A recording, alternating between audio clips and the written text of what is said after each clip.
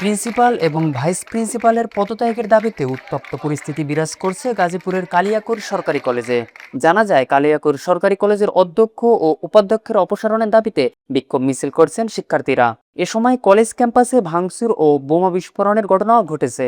শিক্ষার্থীরা জানান, ৫ আগস্টের রাষ্ট্রীয় প্রোগ্রাম সংক্ষিপ্ত করে প্রিন্সিপাল ও ভাইস প্রিন্সিপাল টাঙ্গুয়ার হাওরে গেলে সেখান থেকেই বিক্ষোভের সূত্রপাত। আমাদের কলেজে ৫ই আগস্টে রাষ্ট্রীয় একটি প্রোগ্রাম ছিল, জুলাইকে কেন্দ্র করে।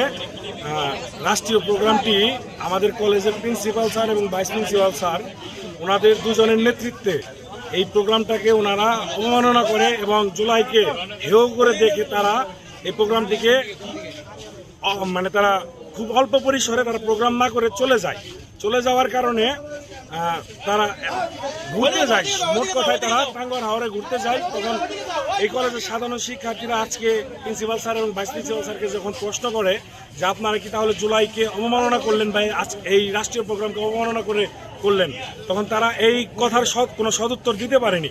এছাড়াও কলেজের ভাইস প্রিন্সিপাল ইশতিয়াক হোসেনের বিরুদ্ধে রয়েছে নানা ধরনের অভিযোগ। পরীক্ষার ফি বাবদ আদায় করা হয় ৬৫০ টাকা এবং এডমিট কার্ড প্রদান বাবদ নেওয়া হয় ১০০ টাকা, যেটা অযৌক্তিক। এছাড়াও পরীক্ষা চলাকালে এক শিক্ষার্থীর চুল কেটে দেওয়া হয় বলেও অভিযোগ উঠেছে।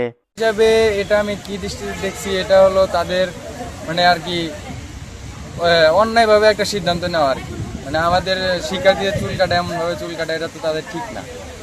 যা তারা চুল ছোট রাখার দরকার, ঠিক আছে, কিন্তু তারপরেও ওয়ার্নিং তো দেওয়া দরকার ছিল যে না তোমরা চুল করে আইসো, ঠিক আছে, কিন্তু এমনভাবে কোনো সারা গেট দিয়ে ঢোকার সময় আমার চুলটা কেটে দিছে। আমরা বাসায় যাওয়ার সময় আমরা খুব অপমান বোধ করছি রাস্তা দিয়ে অনেক।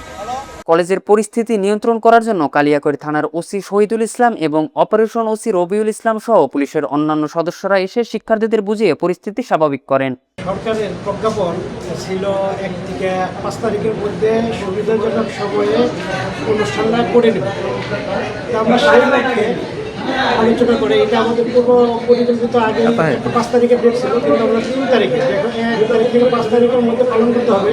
এর জন্য আমরা ৩ তারিখে এই দিবসটা পালন করি এবং ৩ তারিখে ছাত্রছাত্রীদের দাওয়াত দেওয়া হয়েছে। ওরা অনুপস্থিত থাকার কারণে আমরা শিক্ষক মিলনাতে অনুষ্ঠানটা শেষ করেছি। কিন্তু সেটা আবার ৩ তারিখে মানুষের আর একটা চিঠি আসে। সেই চিঠির আলোকে আমরা সমস্ত কিছু আমাদের পরিকল্পনা ছিল যে হাওড়ে যাওয়ার একটা পরিকল্পনা ছিল, যে কারণে আমরা অনুষ্ঠানটা ৮টা থেকে ৯টার মধ্যে অনুষ্ঠানটা শেষ করছি। ছাত্রদলের নেতাদের আমরা দাওয়াত দিছি।